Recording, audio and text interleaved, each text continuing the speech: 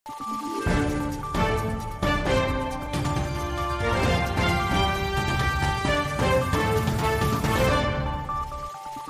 araw, Pilipinas! Ito ang Valiente News hatid sa inyo ng Office of the Vice President.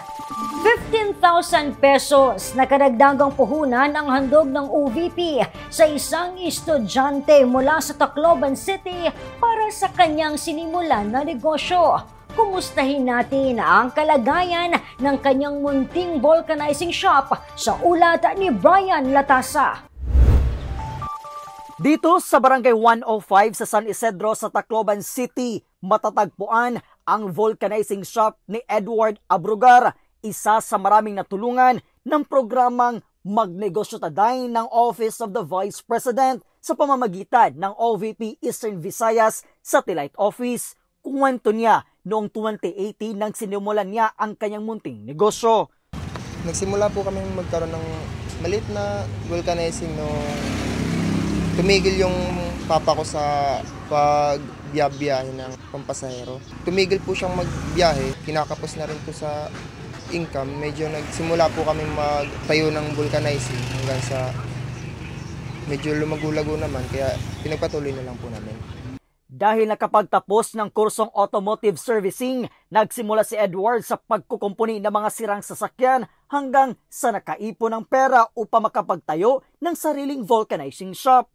Maliban dito, nagtitinda rin siya ng auto parts. Maliit pa lang po kasi hindi naman po talaga totally na vulcanizing po yung inumpisa namin. Parang nag-umpisa po kami sa pagkagawa ng mga sasakyan, gano'n. Tapos sideline na lang po yung vulcanizing. Kaya nagkaroon po ng medyo puhunan, kaya medyo lumago po. Sinasama na lang po yung parang dinagdag na lang po sa income yung halos lahat na lang ng trabaho. Pang sasakyan, pang motor. Marami rin namang dumadaan, pero ang priority po kasi namin yung skill namin naka-base dun sa pinasok namin negosyo. Ngunit naging hamon para kay Edward ang matumal na kita, kaya't kung minsan kulang ang kanyang naiuwing pera para sa kanyang pamilya. Hindi rin kasi kami mahilig umiram ng mga pampuhunan. Minsan lang talaga kinakapos. Hindi naman araw-araw malakas yung income. Siyempre, meron ding araw na matumal, ganun.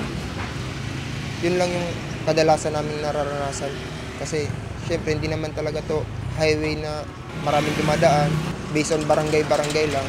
Kaya doon din, nahihirapan din kami makahanap ng mga customer na may ingganyong bumili sa amin.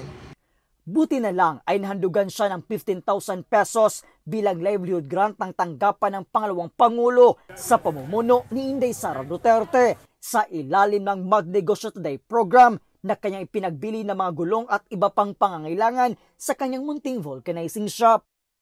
Malaki pong tulong para sa mga kapos din po sa puhunan at nagtatrabaho lang ng patas sa mamamayan. Kaya malaking pasasalamat din po namin sa natanggap naming dagdag puhunan galing kay Inday Sara po.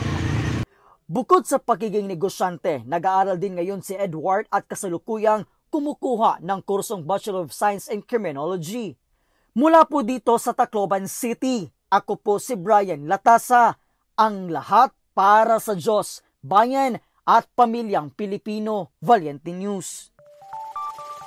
Bilang ng mga naalalayan ng Magnegosyo Taday program sa Eastern Visayas, alamin sa susunod na episode. Ako si Claudette Loreto para sa makabuluhan, naninindigan at matapang na mga ulat at impormasyon. Maraming salamat.